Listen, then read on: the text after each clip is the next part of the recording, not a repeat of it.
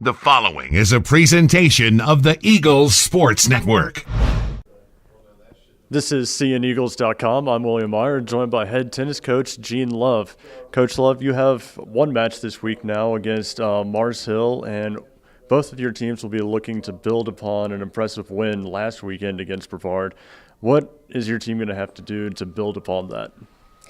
Well, obviously, we've got to continue to play good tennis, and for the most part, we've done that. We've been more consistent over the last few weeks, and tactically played some good tennis, and so there's no reason why we can't do that. And if we're good enough, so that if we can go out and we can play good tennis, cut down on our unforced errors, and do the right things tactically, we're in every match.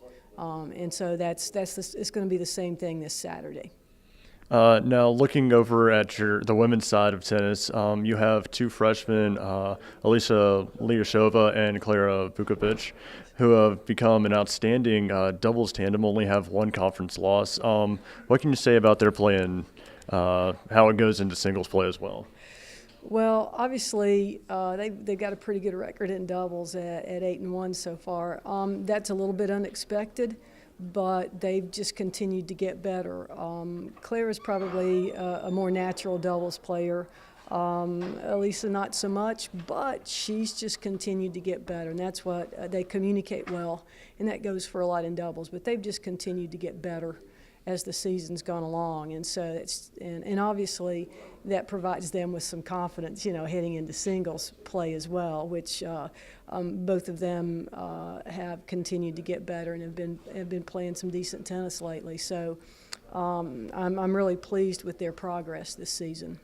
Now, another tennis player on the women's side, Jill Corsado, has gone on a 4-match win streak since moving down to the number 3 tennis position. What can you say about her leadership on and off the court and how it's executed on the playing surface as well? Well, she's dealt with some little nagging injuries, and so Elisa kept improving and moved up to her spot, and Jill moved down to 3. But she's just continued to be a consistent player. The little nagging shoulder and wrist hurt her earlier a few weeks ago, but she's working through that now and has kind of gotten used to it, and it's just going to be the way it is, and just going to have to play through it. So she's starting to play more consistently at the number 3 spot, but Elisa stepped up at number 2 and has done a good job. So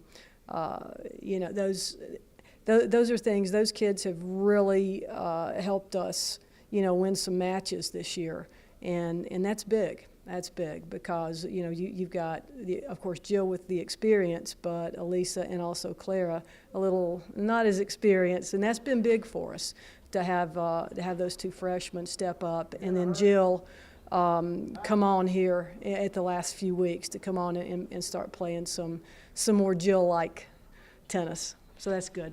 Now, as we move over to the men's side of tennis, we see the reigning SAC Player of the Week, JP Olivero, and Kevin Mendez at the number 6 position. Both have won 10 matches this season.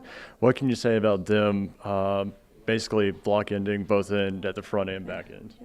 Well, they have just been tremendous, and it does not surprise me for either one of them. JP has been a really nice, solid player for us for several years now. Kevin, I think, went into a little slump last year and even the first part of this year, but he has really taken off. It started back in February at when we played Bellarmine, and he's just been on fire since then. And those two gentlemen have helped us to get where we are right now. On the guys' side, we are so close to. We've had several very close conference matches, 5-4 matches that I'm looking at 2 or 3 of them that could have gone our way and didn't. We could be sitting in a much different place right now. But in saying all of that, as disappointing as that's been, those two guys are part of the reason we were so close in all of those matches. And once again, it's been a little disappointing, a little frustrating at times because we've been right there. and just have not played a few points here or there well, or we've had people playing well and then we come into a match and just happen to lay an egg at their position, and that really hurt us that day. If we'd have just played our normal, we would have won. But in saying all of that, and at times it has been disappointing, I know, for the guys too, but the effort that they bring every day in practice and in the match play, it's awesome. I cannot fault that. And so we've got a couple of matches in conference for the guys left to finish out. If we can finish strong and win both of our matches, we can earn our way into the tournament. I just hate it that we've had to learn some hard lessons, I guess, shot ourselves in the foot one too many times earlier on, because if we hadn't, we wouldn't be looking at a must-win situation in our last two matches. But we are, and we're prepared to go out there and try to get both of those wins. Now, another player in the doubles side is Gabriel Dabdab and his partner, JP. What have they done at number 2 doubles that have set them apart? First of all, they have since day one, they have just communicated and meshed well together. Their games probably complement each other. Of our doubles combos, their game probably complements each other really well. But whatever it is that sometimes you have in doubles, they've got it, and so they've been our most consistent team all year.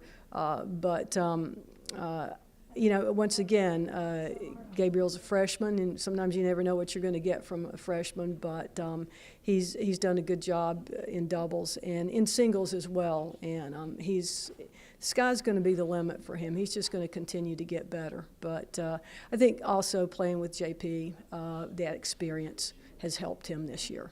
All right. Thanks, Coach. She's head tennis coach Jean Love. I'm William Meyer, and this is seeandeagles.com.